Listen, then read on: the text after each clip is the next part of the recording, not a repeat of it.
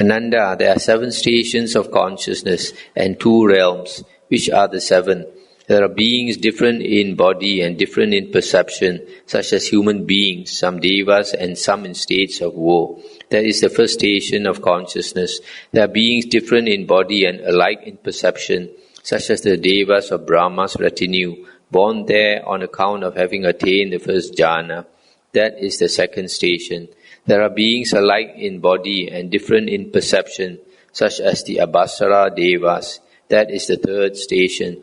There are beings alike in body and alike in perception, such as the Subhakina devas. That is the fourth station.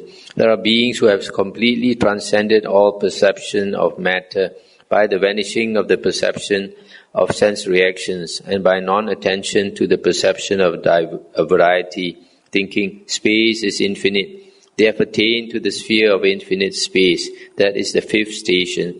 There are beings who, by transcending the sphere of infinite space, thinking consciousness is infinite, have attained to the sphere of infinite consciousness. That is the sixth station.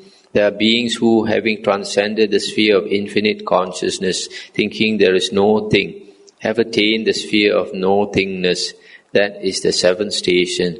The 2 realms are the realm of unconscious beings, and secondly, the realm of neither perception nor non-perception. Now, Ananda, as regards this first station of consciousness, with difference of body and difference of perception, as in the case of human beings and so on, if anyone were to understand its origin, its cessation, its attraction and its peril, and the deliverance from it, would it be fitting for him to take pleasure in it? No, Lord. And as regards the other stations and the 2 spheres likewise, no, Lord. Ananda, insofar as a monk, having known as they really are, these 7 stations of consciousness and these 2 spheres, their origin and cessation, their attraction and peril, is freed without attachment, that monk, Ananda, is called one who is liberated by wisdom. Stop here for a moment. So here the Buddha talking about 7 stations of consciousness. First one is different in body and different in perception. Second is different in body and alike in perception. Third is alike in body and different in perception. The fourth is alike in body and alike in perception. The fifth is attained to the sphere of infinite space. The sixth is attained to the sphere of infinite consciousness. 7 is attained to the sphere of no thingness. And then the 2 realms are realm of unconscious beings and neither perception nor non-perception. There are, Ananda, these 8 liberations. What are they? Possessing form, one sees forms. That is the first liberation. Not perceiving material forms in oneself. One sees them outside. This is the second liberation. 3. Thinking it is beautiful. One becomes intent on it. That is the third. 4. By completely transcending all perceptions of matter, by the vanishing of the perception of sense reactions and by non-attention to the perception of variety, thinking space is infinite, one enters and abides in the sphere of infinite space. That is the fourth. 5. By transcending the sphere of infinite space, thinking consciousness is infinite, one enters and abides in the sphere of infinite consciousness. That is the fifth. 6. By transcending the sphere of infinite consciousness, thinking there is no thing, one enters and abides in the sphere of no thingness. That is the sixth. By transcending the 7. By transcending the sphere of no thingness, one reaches and abides in the sphere of neither perception nor non-perception. That is the 7th. 8. By transcending the sphere of neither perception nor non-perception, one enters and abides in the cessation of perception and feeling. That is the 8th liberation. Ananda, when once a monk attains these 8 liberations in forward order, in reverse order, and in forward and reverse order, entering them and emerging from them, as and when and for as long as he wishes, and has gained by his own super knowledge here and now, both the destruction of the asavas and the uncorrupted liberation by mind and liberation by wisdom, that monk is called both ways liberated. And Ananda, there is no other way of both ways liberation that is more excellent or perfect than this. Thus the Lord spoke, and the Venerable Ananda rejoiced and was delighted by his words. So these 8 liberations refers to these 8 things. one, seeing forms. Number two, sees forms outside. The third one is meditation on the beautiful, like a beautiful color. And then the fourth, fifth, sixth, seventh refers to the arupas or arupa jhanas. And the eighth refers to cessation of perception and feeling. So sometimes there are some arahants, they have not attained the 8 liberations. And the later books, they say that those arahants are wisdom liberated, and that they, if they have not attained the 8 liberations, it means they have not attained any jhana. But that is not true, because here there's no mention of the 4 rupa jhanas, the 4 form jhanas. So it only mentions the 4 formless jhanas and cessation. And the first 3 refers to seeing forms, and this might be referring to seeing forms inside. Then the second one refers to seeing forms outside. And the third one is meditation on the beautiful object, like a beautiful color. So there's nothing here about the rupa jhanas. There are some monks who attain the 4 rupa jhanas and become liberated. But they have no psychic power. So because they have no psychic powers, they don't have the first liberation. They don't see forms inside. They don't have the second, see forms outside.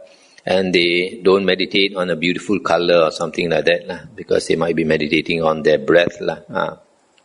And also all the others, they don't have the 4 arupas or rupa jhanas, and they also don't have cessation of perception and feeling. And yet, because they have the 4 jhanas, they can become an arahant. So it is a misconception to think if a person has not attained the 8 liberations, that he does not have the 4 rupa jhanas. So now I want to come back to the explanation of the links of dependent origination. Actually, the links of dependent origination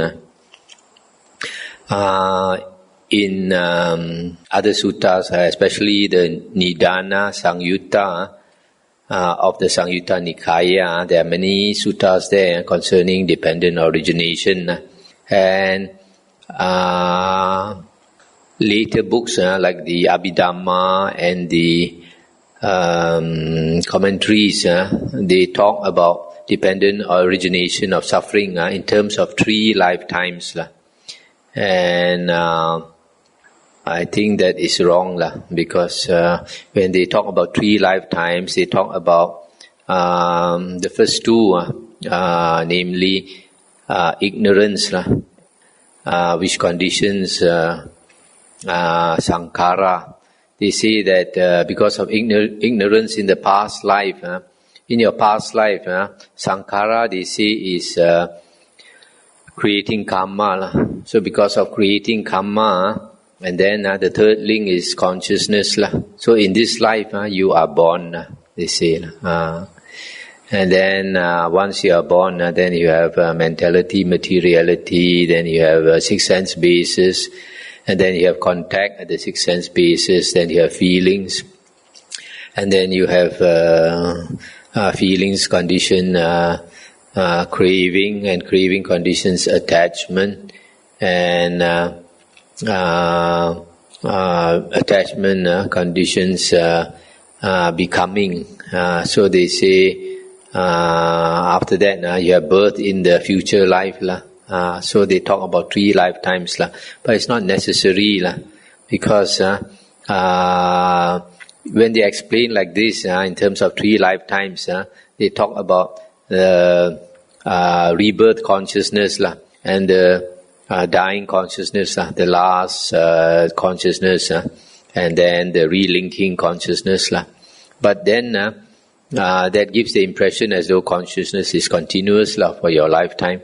Actually, in the Buddha's teachings, consciousness is arising and passing away extremely fast. Nothing is faster than the arising and passing away of consciousness.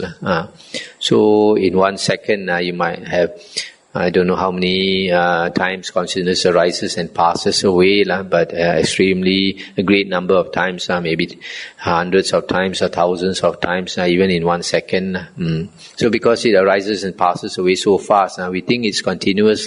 It gives us the impression, for example, you see something, you think it's there all the time, but actually your consciousness sees and then dies away. And then you might hear a sound, and then your seeing consciousness arises and passes away, and then arises again and passes away. So you think you're seeing all the time, but actually it's not.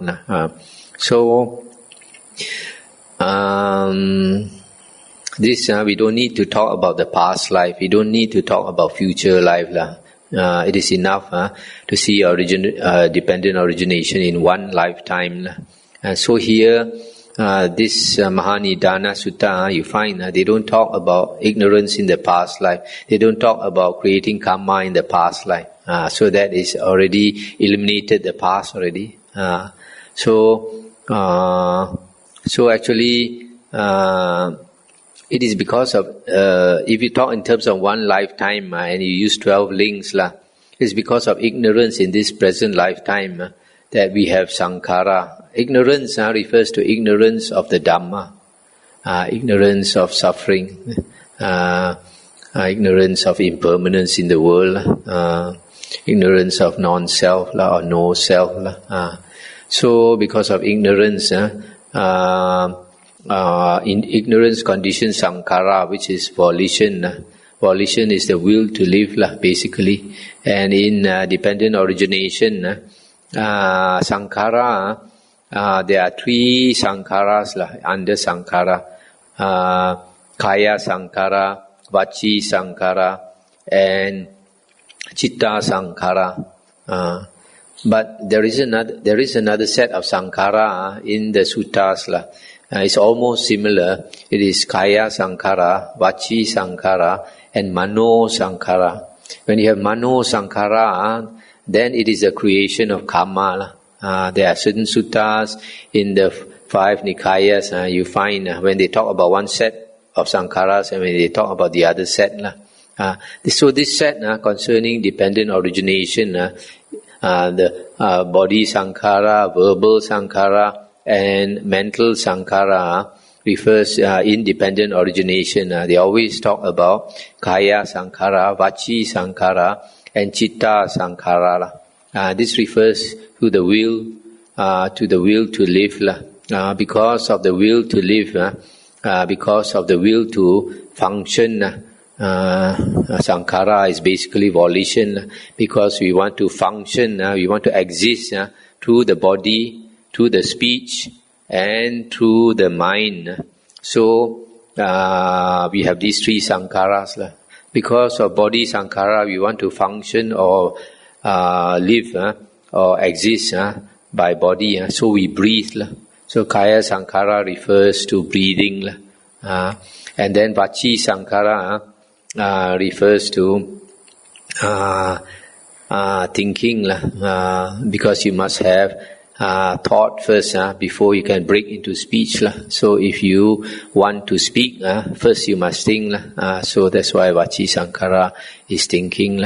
And then chitta sankhara is feeling and perception. The mind must start working first.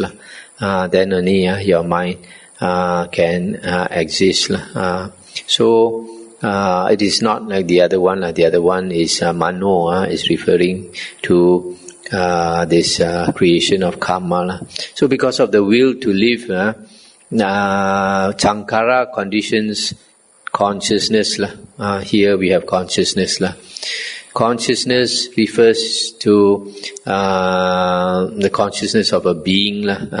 And once you have consciousness, then you have the object of consciousness, the counterpart of consciousness, which is nama-rupa, mentality and materiality. And because of these 2, you also have the 6 sense bases, because consciousness must lodge itself at in the body with the 6 sense bases. So the 6 sense bases come next. And then because of the six sense bases, you have contact at the six sense bases, bhasa. And then contact at the six sense bases gives rise to feeling. Gives rise to feeling. And when you have unpleasant feeling, you think you are suffering. When you have pleasant feeling, you think you are enjoying life. So because we want to enjoy life, we keep chasing after pleasant feeling. So you find in the world, if you can market anything, you can sell anything which gives people pleasant feelings, people will buy, whether it's through the sights or through the sounds or through the smells, taste, touch, people will buy. Even through the mind, like nowadays, people sell computer games. People play computer games just to amuse the mind. So forms means seeing beautiful forms. That's why everybody likes to make up, like to look attractive. And then sounds, like nowadays you have a lot of rock bands. We were just talking this just now with Kevin about Justin Bieber being very popular with the young girls. So if you can make nice sounds, people want, and then smells, people sell perfumes, and then taste, everybody wants to eat good food. And then touch, touch is basically sex and all these things. So because of pleasant feelings, craving arises. The Buddha says this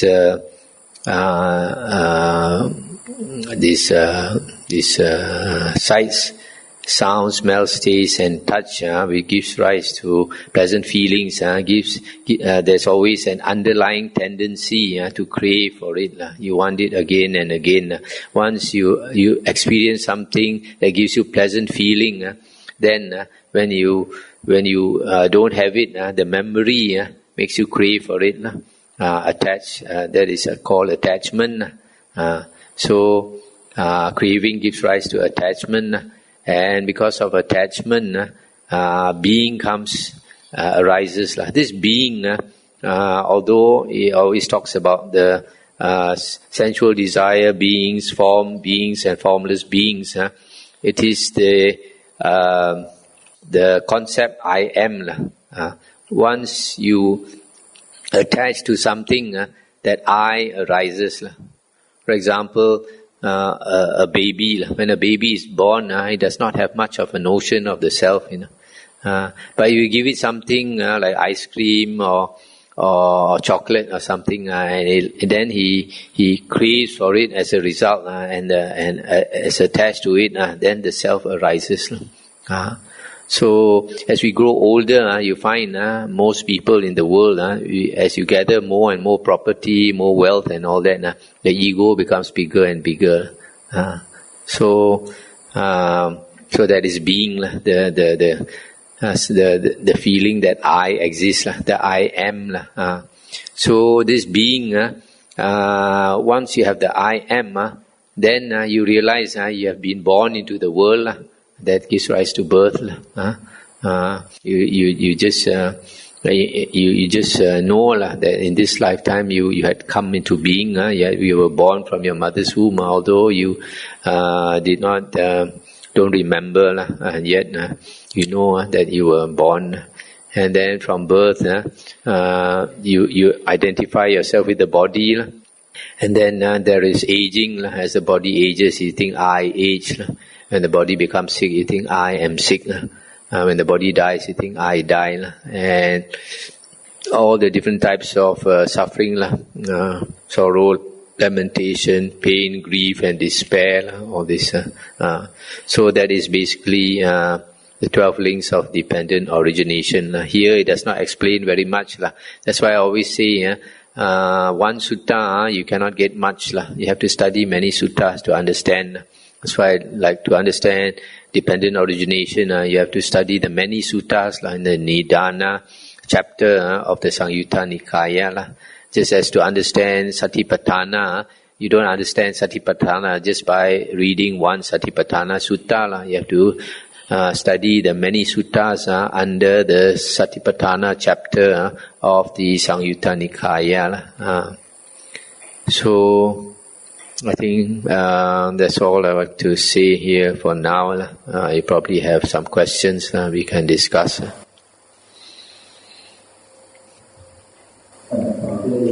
You said the six senses is cross-breaking. How does one release himself from the six senses? How do you get when you detach yourself from them? You mean have no six senses? You cannot have no six senses. But then won't there always be a craving for them? Because one will always feel something, one will always see something. Yes. So the trick is not to have no six senses, but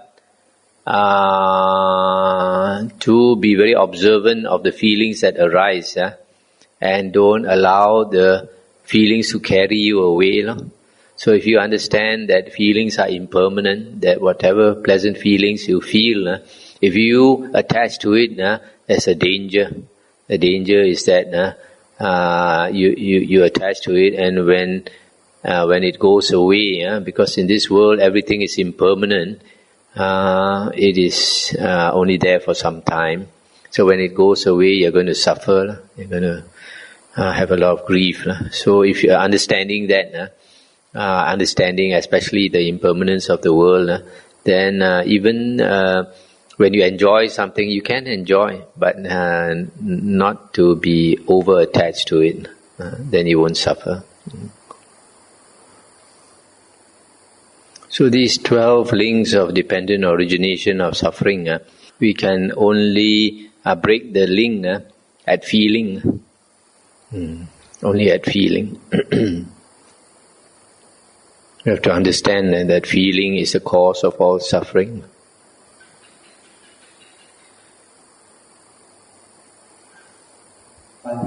We read from page 226 that there's a consciousness coming to the mother world. And I'm wondering, how about this conscious?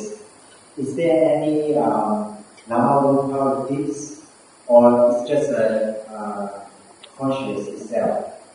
But we heard that it cannot cross over, it must have Dhammavuddho.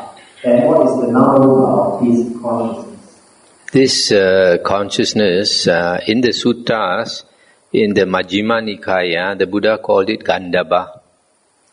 And in other later books, they call it intermediate body.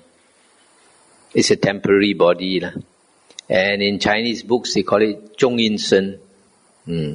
So there is a body, but it is a temporary body. Does it belong to any of the five realms? No, definitely not, because it exists for a very short time, so the Buddha does not classify it. But it's as real as any of the five realms.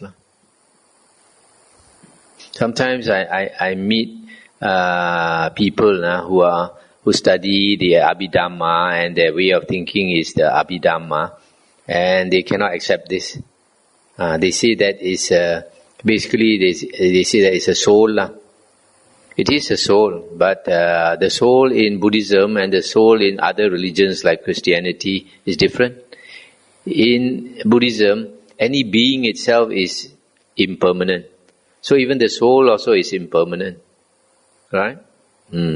So in the Abhidhamma books, their thinking is that when a being dies, the consciousness stops here, and then the consciousness starts somewhere else. There's nothing that travels from here to there. That's the Abhidhamma concept.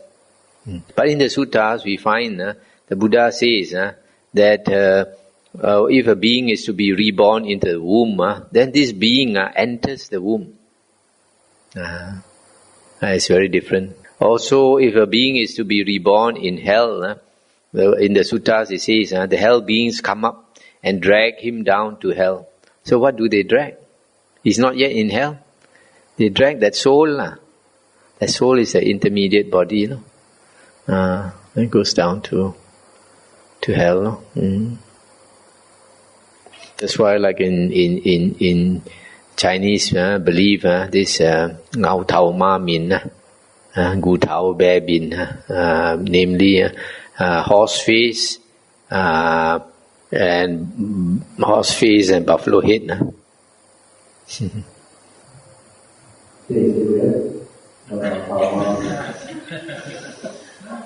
A lot of people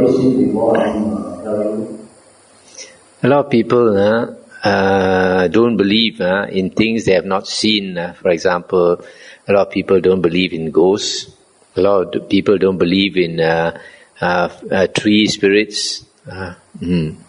But I have a supporter who says that a few days before the father passed away, as he was eating dinner, he saw the horse face and buffalo head waiting outside the main door.